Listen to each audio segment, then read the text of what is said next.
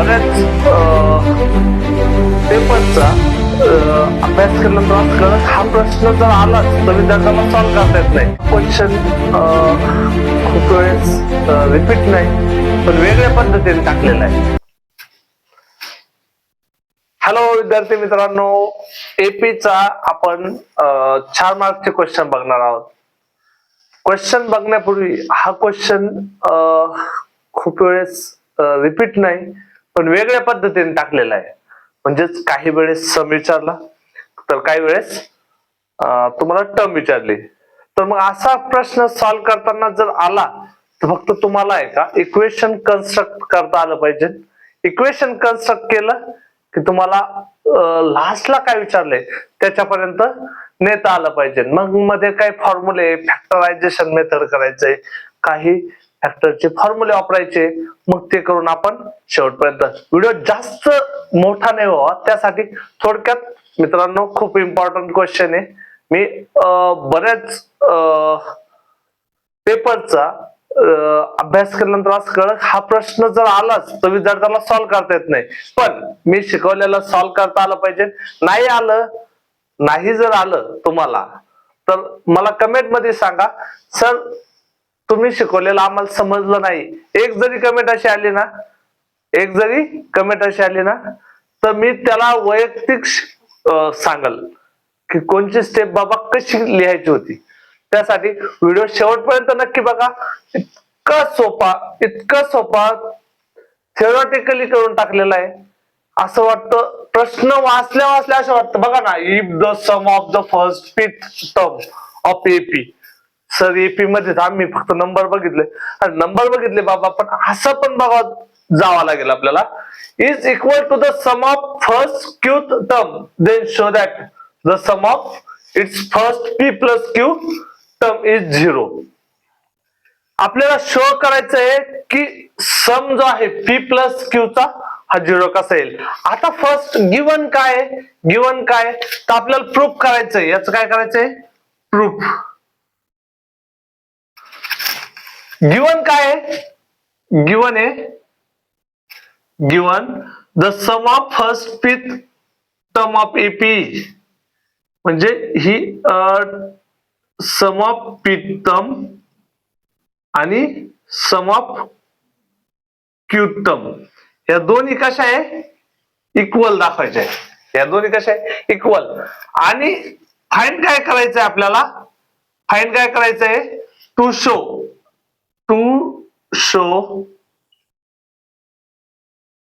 Some of its first P plus Q, sum of first P plus Q is equal to 0 दाखवायचे. या दोन दिलेले आहे P आणि क्यू, आपल्याला 0 दाखवायचे, त्यांचा सम. याच्या व्यतिरिक्त आहे का, नाही, फक्त दाखवलेलं की टर्म इज 0, मग ते 0 करायचे आहे. तर फर्स्ट आपण काय करू, therefore P plus sum of P term is equal to sum of Q term. आता हा जो फॉर्म्युला आहे तुम्हाला फॉर्म्युला माहित पाहिजे. N is equal to N is equal to N upon 2 into 2a plus N minus 1 D. हा formula आहे, दोन्ही ठिकाणी पुट करा तोच फॉर्म्युला. एसपी लिहायची गरज नाही, आता डायरेक्ट फॉर्म्युला पुट करायचा आहे. मग तो फॉर्म्युला कोणता आहे, तर P upon 2 into 2a plus P minus 1 D is equal to Q upon 2a into Q upon 2a plus Q minus 1 D. एवढं पुट करता आलं की समजा आपण आता स्टेप बाय स्टेप आन्सर लोक जाणार. मग आता हे जर 2 तिकडे मल्टिप्लाय केले आणि हे पण 2 तिकडे मल्टिप्लाय केले म्हणजे डिवाइडला दोन्ही 2 काय होईल, कॅन्सल होईल. मग फक्त राहील काय p into 2a plus p minus 1 d आणि हे इकडं प्लस होतं, साईड चेंज करायची आपल्याला, इक्वल टू 0 करायचं म्हणजे minus q 2a plus q minus 1 d is equal to 0. नाव आता बघा p आणि q आहे का, हे इनसाइड मल्टिप्लाय करून घ्या, इनसाइड मल्टिप्लाय करून घ्या. मग मल्टिप्लाय केल्यानंतर काय येईल, p into 2a plus p into p minus 1 d minus q into 2a minus q into q minus 1 d is equal to 0. नाव आता काय करा, सगळे सर्वचे सर्व आहे का, ज्या ज्या ठिकाणी आपल्याला कॉमन काढता येईल, कॉमन घेता येईल असे टर्म जवळ आणा. म्हणजे इथं ज्याचा मल्टिप्लाय a सेम आहे ना 2a, तर यांना काय करा जवळ लिहा, म्हणजे p into 2a minus q into 2a. मग राहील काय, plus p into p minus 1 d आणि minus q into q minus 1 d is equal to 0. आता काय करू आपण, याच्यामधून 2a काय करायचं, कॉमन काढायचं. 2a कॉमन निघलं sir, minus p minus q plus याच्यामधून काही कॉमन निघत का, यस निघतं सर, निघतं, d निघतो. मग d कॉमन काढून घ्या, काय ते p into p minus 1 d, तर d कॉमन काढायचं आपल्याला, minus q into q minus 1 d, पण d कशाला कॉमन निघतंय, पूर्ण याला कॉमन निघतंय, इज इक्वल टू 0. आता काय करायचंय, सेम टर्म ठेवायच्या, मधल्या टर्मचं सिम्प्लिफिकेशन करून घ्यायचंय. मधल्या टर्मचं काय करायचंय, सिम्प्लिफिकेशन करून घ्यायचंय. मग काय येईल simplification, p into p p square, p into minus 1 minus p minus q into q that is a q square आणि q इंटू मायनस 1 म्हणजेच हे मायनस आणि हे मायनस काय होऊन जाईल, plus that is a q आणि याला पूर्ण याला multiply d is equal to 0. Next आहे 2a minus p minus q plus हे p स्क्वेअर आणि हे q स्क्वेअर जवळ आणायचंय मित्रांनो. काय करायचं, जवळ आणायचंय, p square minus q square. आता काय राहिलं बाकी, minus p plus q into d. आता काय करू आपण मित्रांनो, तुम्हाला माहिती आहे फॉर्म्युला कोणता, a square minus b square is equal to काय असतं, a प्लस b आणि a minus b, a plus b आणि a मायनस b, त्याच फॉर्म्युला त्याला ठेवायचं. मग काय होऊन जाईल आपल्याकडे, therefore 2a into p minus q plus p plus q आणि p मायनस q. आता हे दोघांचं एक्सपांड झालं, मग बाकी काय राहिलं आपल्याकडं, minus p plus q into into into d is equal to 0. Next therefore 2a into p minus q plus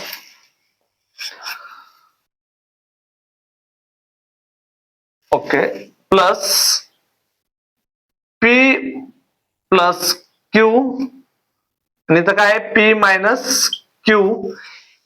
याला कसं राईट करता येईल आपल्याला, मायनस बाहेर घेतल्यानंतर प्लस p येईल, याच्यातलं प्लस मधलं एक मायनस काढलं प्लस मधलं एक मायनस काढलं ते पण, मग इथं काय राहील minus Q into D is equal to 0. नाव आता याच्यामध्ये पी मायनस क्यू आणि याच्यामध्ये पण पी मायनस क्यू आहे, दोन्ही मध्ये पी मायनस क्यू आहे, तो आपण बाजूला काढू. मग 2a P minus Q plus first common काय काढला आपला पी मायनस क्यू इंटू, आता इथं पी मायनस क्यू काढलं, इथं काय राहिलं मग पी प्लस क्यू. आता इथं काहीच नव्हतं म्हणजे मल्टिप्लाय काय असेल त्याला हे -1 into D is equal to 0. आता हे ब्रॅकेट घेण्याची गरज नाही कारण मल्टिप्लाय झालं सगळं.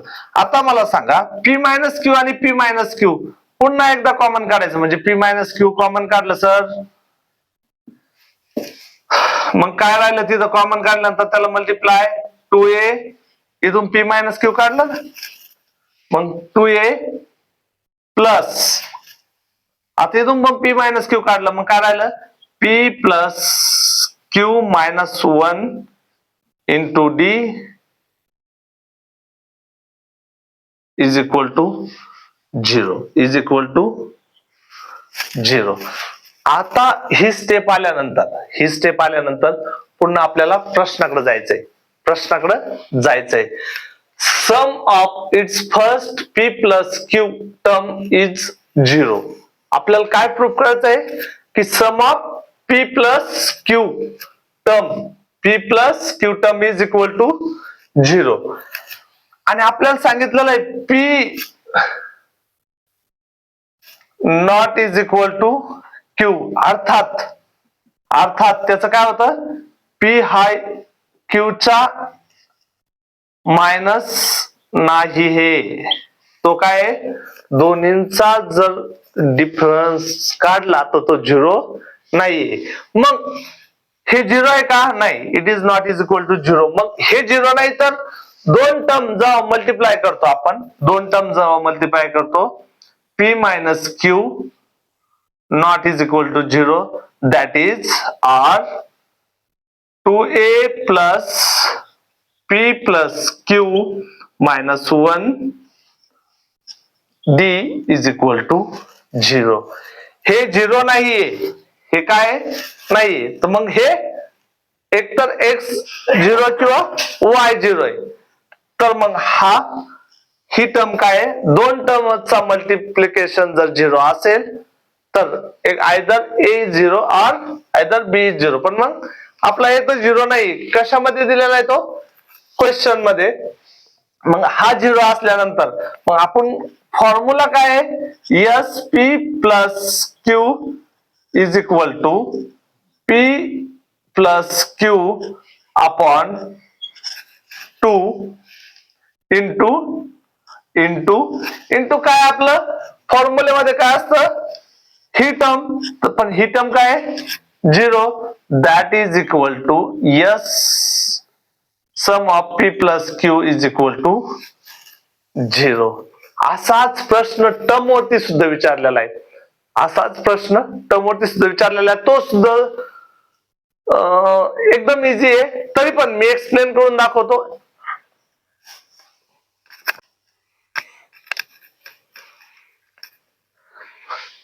पहिला प्रश्न विचारला होता तो सम विचारला होता आपल्याला पिथ टर्मचा, सम of pith first term.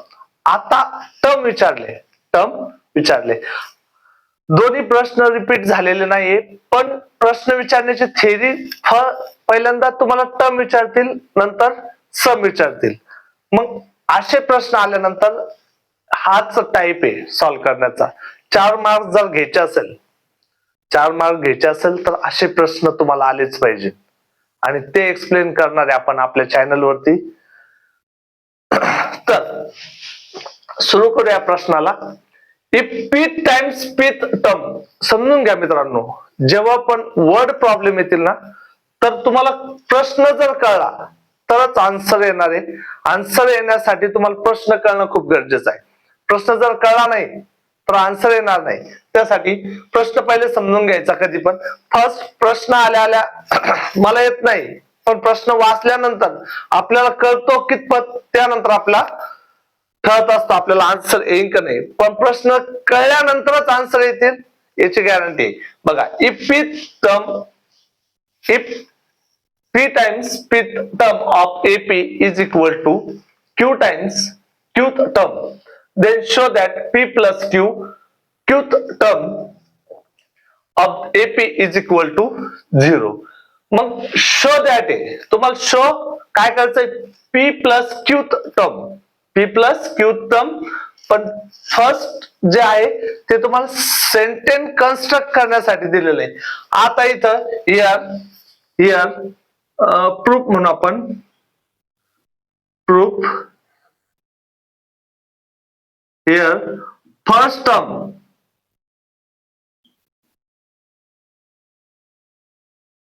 term is A and common difference is D. पहिली टर्म आणि कॉमन डिफरन्स आपल्याला पाहिजे. मग आता फर्स्ट बघा, आपल्याला हे गिवन आहे. गिवन काय आहे, P टाइम्स पिथ टर्म म्हणजे yes, P times pth term of AP is equal to कशाला आहे, Q टाइम्स क्यूथ टर्म. आणि टू शो काय करायचंय, टू शो काय करायचंय,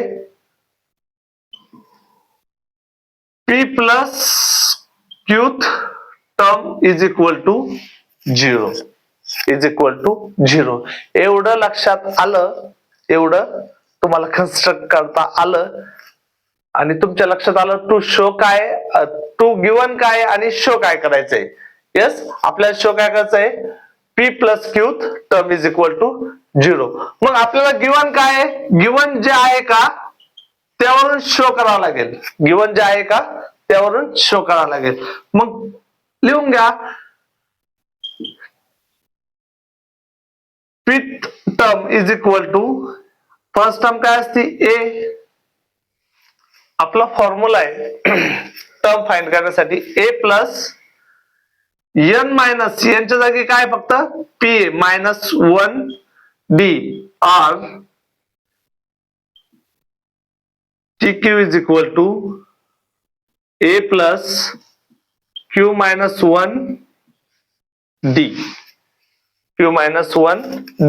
हे दोन्ही पण कसे इथं गिवन मध्ये इक्वल आहे. मग इक्वल लिहून घ्या,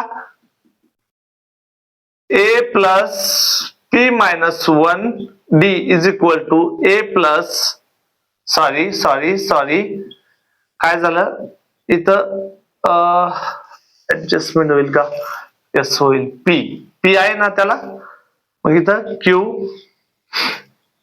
A plus Q minus 1D. Okay, नंतर आता P मल्टिप्लाय करून घ्या. मग काय होईल, P into A, PA plus P into P minus 1D is equal to Q into A, QA plus Q into Q minus 1 into D. Bracket देण्याची गरज नाही. आता साइड चेंज करून घ्या. साइड चेंज केल्यानंतर काय होईल, PA plus P into P minus 1D minus Q into, या पूर्ण याला मायनस आहे ते, Q into A plus Q into Q minus 1D is equal to 0. नाव ब्रॅकेट फोडून घ्या. ब्रॅकेट जर फोडलं काय होईल, P into A plus P into P minus 1D minus Q into A आता हे मायनस पूर्ण याला मल्टिप्लाय करून घ्या, म्हणजे minus into plus minus Q into Q minus 1 इथं d is equal to 0. Term separate करून घेतल्या, टर्म सगळ्या सेपरेट करून घेतल्या. मग ए कुठं आहे, इथं आणि इथं. मग कॉमन काढून घ्या, P A minus Q A. टर्म शिल्लक कोणत्या राहिल्या, plus P into P minus 1 D. आता कोणती राहिली, Q into Q minus 1 D is equal to 0. आता यामधून कॉमन काय निघेल, सर ए निघतो ना, सर ए निघतो ना, यस निघतो. मग यामधून कॉमन निघन का, नाही. मग सिम्प्लिफिकेशन करून घ्यायचंय. मग सिम्प्लिफिकेशन कसं, P into P P square minus P into minus 1 that is a minus P into D minus minus Q into Q minus Q square minus Q into 1 plus Q into D is equal to 0. आता याच्यामध्ये काय, D काय common आहे, common काढून घेऊ शकता. P minus Q into A plus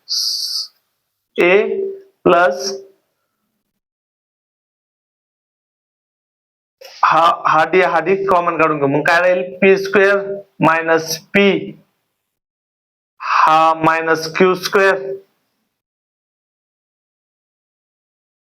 plus Q into D is equal to 0.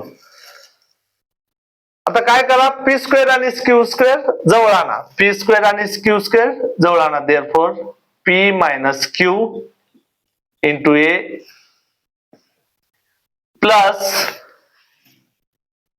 P square minus q square, हे दोन्ही काय करायचे, जवळ आणायचे. क्यू स्क्वेअर, मग बाकी काय राहील, P minus P plus Q into D is equal to 0. आता सिम्प्लिफिकेशन नाही होते अजून पण. मग पी मायनस क्यू इंटू ए प्लस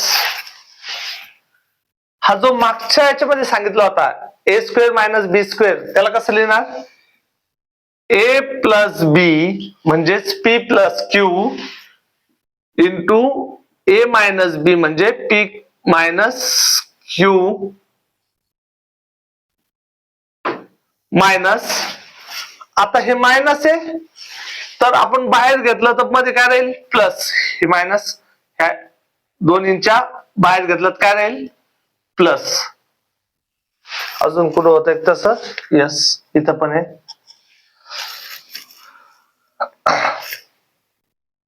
हा ओके, इथनं प्लस मधून मायनस काढलंय तर मायनस इंटू मायनस प्लस, मग एक मायनस काढून घेतलं तर काय राहील, मायनस. मग minus Q into D is equal to 0. आता बघा याच्यामध्ये काय, पी मायनस क्यू आणि इथं पी मायनस क्यू. मग पी मायनस क्यू इंटू ए प्लस पी, हे कॉमन काढायचं आपल्याला, पी मायनस क्यू इंटू बाकी काय राहिलं, फक्त पी प्लस क्यू इथलं एक टर्मचं आणि सेकंड टर्मचं इथून काढल्यानंतर काय राहील, सर फक्त आता ते फक्त 1 राहील. तो पण कोणता राहील, मायनस इंटू काय असेल त्याला पूर्णयाला डी. मग पी मायनस क्यू आणि पी मायनस क्यू पुन्हा कॉमन काढा. मग पी मायनस क्यू इंटू, आता इथून पी मायनस क्यू गेल्यानंतर इथं काय राहील, फक्त ए. आणि इथं हा पी मायनस क्यू इकडे काढला तर काय राहील, फक्त P plus Q minus 1 into D is equal to 0. आता इथपर्यंत आन्सर आणायचंय आणि पुन्हा प्रश्नाकडे जायचंय. to show p plus qth term of that ep is 0. That ep is 0. But p minus q not is equal to 0 आहे. दोन्ही पण काय नॉट इज इक्वल टू 0 म्हणजे p not is equal to q असल्यानंतर p minus q not is equal to 0 आहे. मग आपल्याला quadratic equation काय सांगतंय, क्वाड्रेटिक इक्वेशन काय सांगतो, त्यासाठी क्वाड्रेटिक इक्वेशन आधी घेते. आधी चॅप्टर शिकलो आपण. काय सांगतोय, एकतर a0 असेल किंवा b0 असेल, a0 असेल किंवा b0 असेल. मग a तर 0 नाहीये, a तर 0 नाहीये, मग 0 कोण आहे, p minus q is equal to 0 और a plus p plus q minus 1 d is equal to 0. और हाँ ओके, मग आपल्याकडे 0 काय आहे, a plus p plus q minus 1 d हा 0 आहे. मग हा जर 0 असेल आपल्याला तर टर्म काय दाखवायची, p plus q is equal to ही पूर्ण टर्म कशी त्याची 0. ही पूर्ण टर्म कशी आहे 0. असेच प्रश्न येत असतात मित्रांनो. खूप सिंपल आहे असे प्रश्न सॉल्व्ह करणं. फक्त आपल्याला प्रॅक्टिस लागेल. प्रॅक्टिस असल्यानंतर तुम्ही इझिली, तुमच्याकडे आता खूप कमी वेळ राहिलाय, त्यासाठी असे प्रश्न जास्तीत जास्त प्रॅक्टिस करायचं असेल तर आपल्या चॅनल वरती टाकतोय मी, ते नक्की बघा. आणि बघितल्यानंतर ते व्हिडिओ पॉज करायचा आणि सॉल्व्ह करायचा प्रयत्न करायचा. जास्तीत जास्त एक्झाम्पल तुम्ही सॉल्व्ह केले पाहिजे अशा टाइपचे, जेणेकरून तुम्हाला मी सांगितलंय 90 प्लस मार्क्स आलेच पाहिजे. मॅथ मध्ये 90 प्लस मार्क्स आलेच पाहिजे आणि आलेच पाहिजे. त्यासाठी चॅनलला नक्की सबस्क्राईब करा. अजूनही मित्रमैत्रिणी देखील पाठा. आणि व्हिडिओ जर आवडला असेल तर लाईक करायला विसरू नका. आणि थँक्यू म्हणल्याशिवाय जाणार नाही. थँक्यू.